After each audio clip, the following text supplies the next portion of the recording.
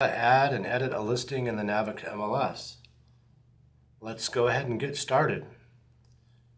One of the functions I'm going to highlight as I'm showing you adding and editing listings, we will cover right now, and that's called multitask. That's the top option on the navigation bar choices on the far right one called multitask. So let's click on that now, and that's going to allow me to open a second Navica window so that I can have two running at the same time. And I'm going to be coming back and forth between those two as I show you how to add a listing.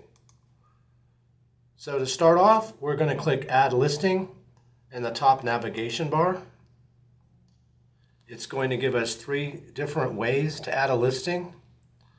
The primary way, which you may use most, is the box on the left, where you click the property type that you want to add a listing for.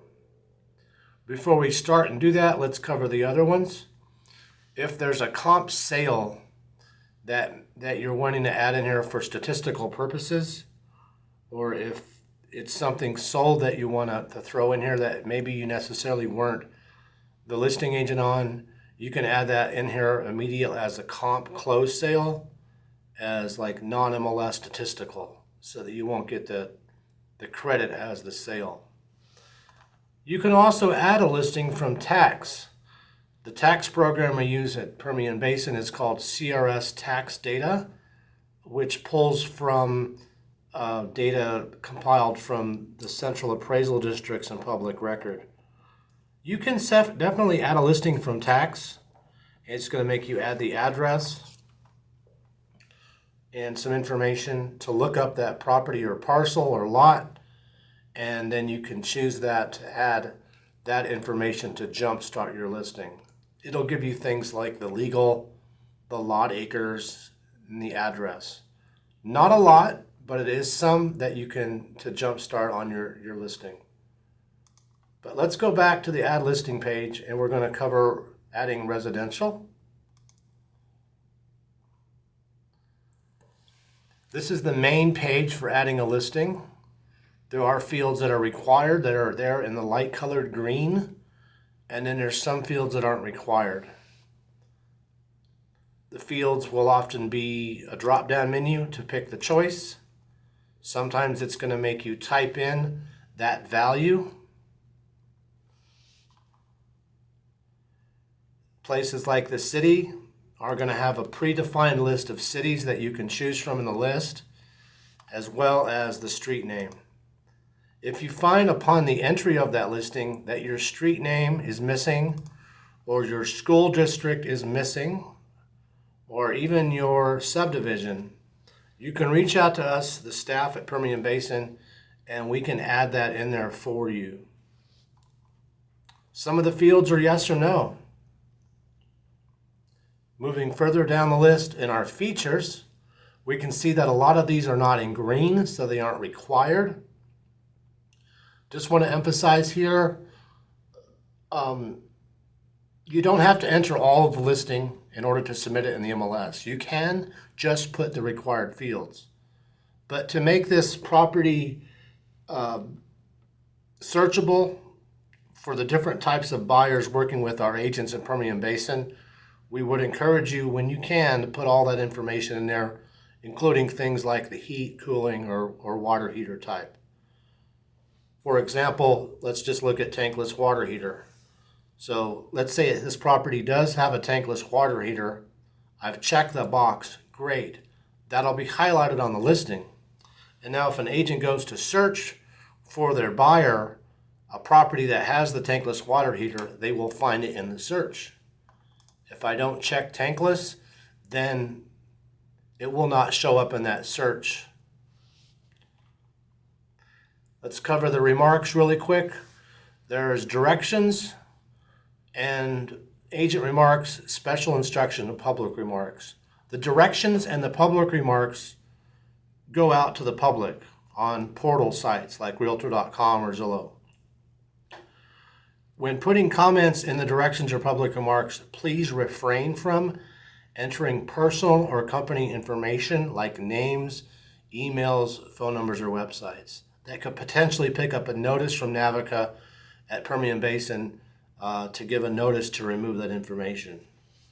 The agent remarks and special instructions are private information that will not be seen on portals like Realtor.com. We do ask that you refrain from putting any terms relating to the commission or compensation offer listing in any of the remarks fields. That is the NAR settlement rule that we do enforce here at Permian Basin.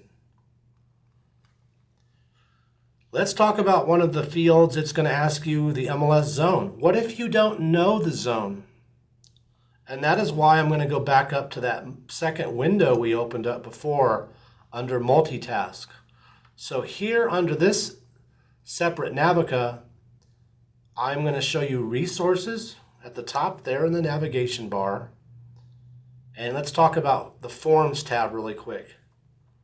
Permian Basin does offer you the blank input forms for each of the property types that you could open up, print out, and fill out on site with the customer at the seller at the home to gather that information. And then you can bring it back and have you or your admin is going to use that as the source to enter the data. The fields that are required on this sheet are red. Unfortunately, this form is not fillable PDF online, but you can print it out and use it to write in the information you need as just one method for you to collect that information. Back under Resources, if you go under the Documents tab, you will find under Documents 2, 3, and 4 the list of the zones or MLS areas. Let's open up the Midland City one first. On this one, I find that zooming to around 250% sometimes is enough for me to locate what area or zone my property is. So what you usually want to do when you've zoomed in to about 250% is you can kind of pinpoint the location of your property address based off the street quadrants. And that should help guide you to determine if it's MC1 or MA4, etc., so that you can go right back and pick that particular zone on the listing. We only have the zone codes for Ector County, they start with an E, and Midland County, they start with an M. Any other area in our jurisdiction and throughout Texas, you're probably just going to be limited to the city name or the county.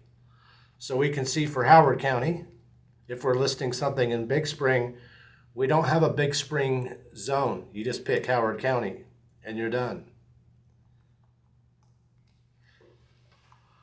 Most of the fields are pretty straightforward on entry of the data.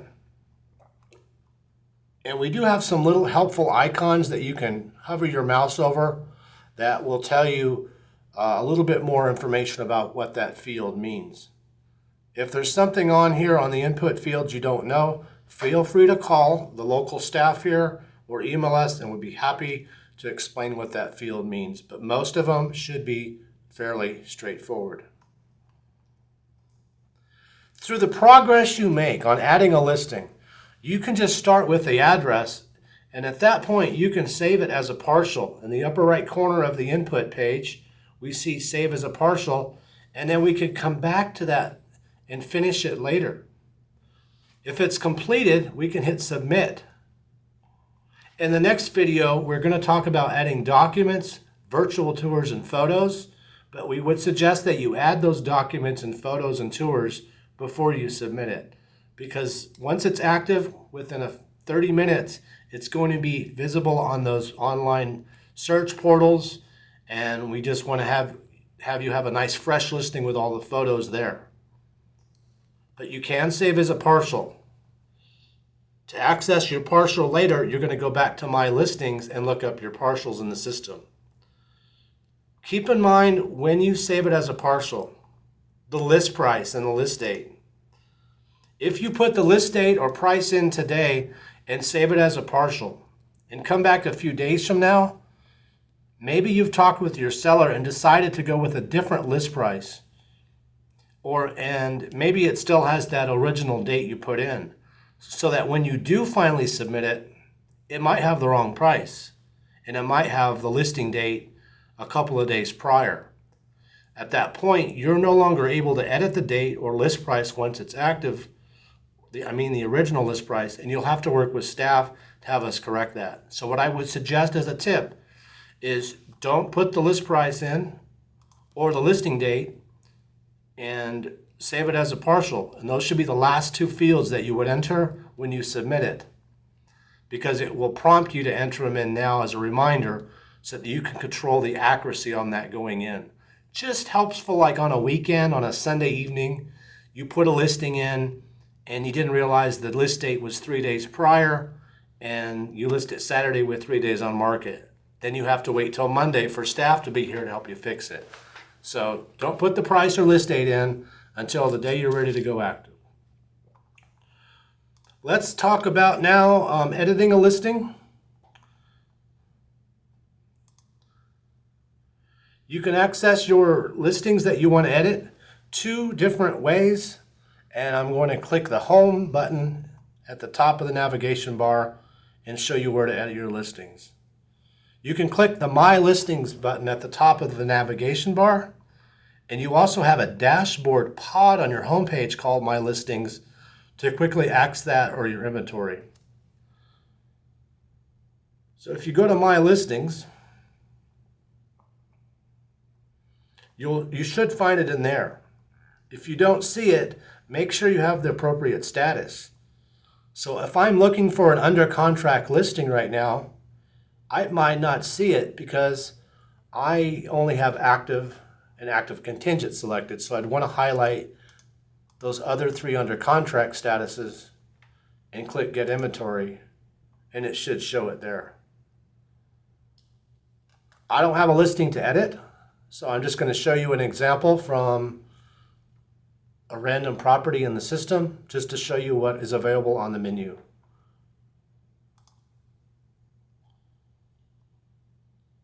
So when you go to edit one of your listings,